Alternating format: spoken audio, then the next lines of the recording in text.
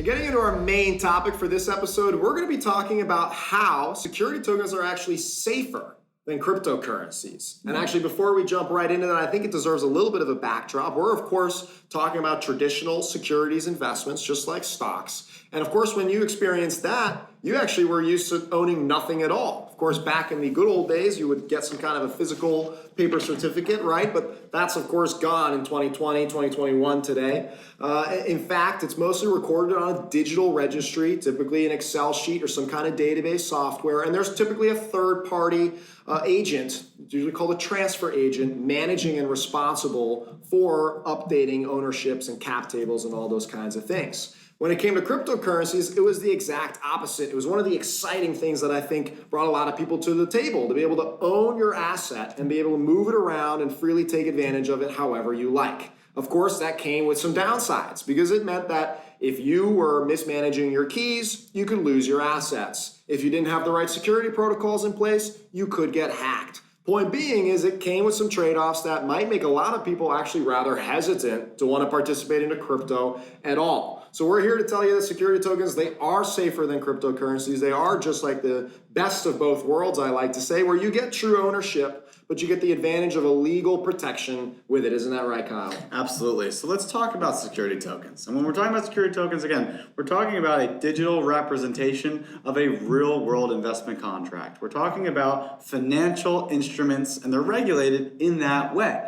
So when we have security tokens, we're talking about securities. And when we talk about securities laws, we're following those set forth by the SEC or by any of the other regulatory bodies internationally. And so with these regulatory bodies, we manage a cap table. This is what would represent the ownership of an individual asset. So it's irrelevant for how these assets get hacked or stolen because we have this cap table. We know exactly who is entitled to what. This is important because you own shares of the company financially, as well as you may have voting rights or dividend opportunities, things like that may come along with ownership in these assets. But at the end of the day, we're treating these just like financial assets, which allows us to be sure that they're fully compliant, they're legal, they're regulated by bodies around the world. And that's super important for the adoption of the industry in the traditional financial markets, as well as from institutions around the world to take advantage of this technology to actually benefit the financial system in the way that we see fit. It's because of that, we don't necessarily need the immutable ledger for the transactions that happen. We need the flexibility in order to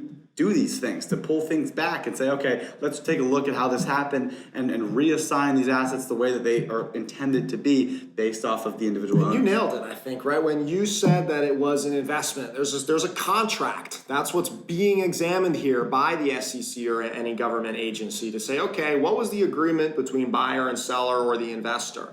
In the case of ICOs, right, we saw that especially on the DeFi level, on the smart contract level, there's pretty much nothing at all except for code working with each other. When we saw with ICOs earlier on, you might have remembered the term SAFTs or set agreement for future tokens. Those were actually contracts, and many ICOs that issue SAFTs took under examination by the SEC because they were offering what looked like potentially investment contracts. And that's where you get to security tokens, where we're not shy about any of it. We're here to offer you an investment contract. We've got the backing of the SEC. We're gonna protect you, and this is a safe investment opportunity. But that being said, we do use blockchain in the security token space. It's just a very different way. Right? Crypto leveraged blockchain in order to provide this ledger of transactions so that it would be permissionless, that you did not need third parties in order to facilitate those transactions. But the reality is, with regulators and with the fact that we're dealing with securities and real financial assets, we need that layer of compliance. And so for our blockchain needs, it's much more about automating the compliance and just sending the information about the actual identity of a person. We talked about securitized ID and the KYC, AML processes.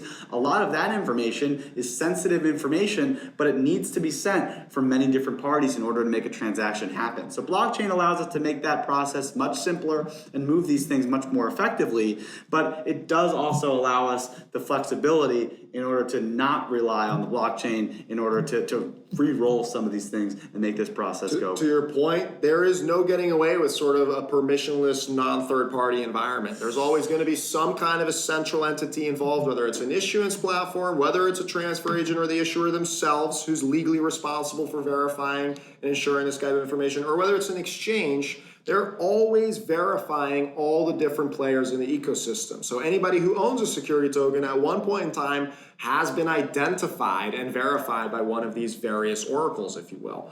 And that's what makes this a closed ecosystem. So the idea that I could go into this ecosystem and steal Kyle's token is kind of not possible, because, or at least it would be nonsensical, because I'm going to go ahead and leave a digital paper trail of my wallet, which I've been identified as, and I went ahead and, I don't know, Manny somehow logged into Kyle's and then sent his tokens to my account, and Kyle would say, I did not approve this transfer, right? And then we would work with the transfer agent or the issuance platform, the technology provider, to say, you know what? These are tainted tokens. We can very easily burn or freeze and nullify those tokens wherever they may have been sent off to. And of course, print more, mint some new ones, give them back to Kyle so he can reuse his entitled investment that he's legally protected to have. So yeah, I mean, this is all great. The reality is a lot of this is technical stuff that for the most part in the security token space, you may not even deal with. Because on the front end, as the user experience improves, you're just going to see a digital broker that acts similar to a Robinhood or a TD Ameritrade, and there's going to have, you know, these aspects of the international transfer and maybe swapping from exchange to exchange with these wallets. But again, by having the transfer agent and some of these other intermediaries that can help make sure this process runs smoothly, it does provide investors with the protection to be able to make sure that the transactions that they are happening are once approved by those individual investors, and again, gives you that legal protection to sue in case there's some issue that doesn't go according to plan. Yeah, so of course we're not talking about any qualities of an actual token and their safety as an investment. We're, of course, as you said, talking about the technology. And when it comes to crypto versus security tokens, hopefully you now understand that there is no risk when it comes to making an investment in a security token from a custody, from a holding and an ownership point of view. You're legally entitled to it. And that's why we think there is so much more potential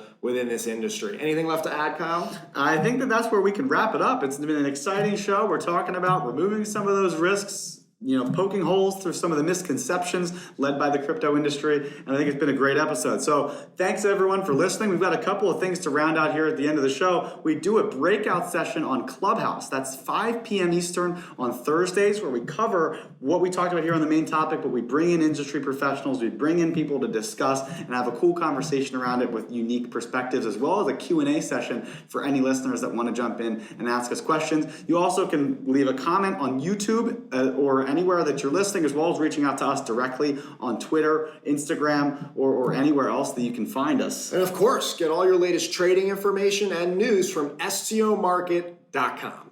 So thanks so much for listening. We look forward to talking to you next week. Catch you next week.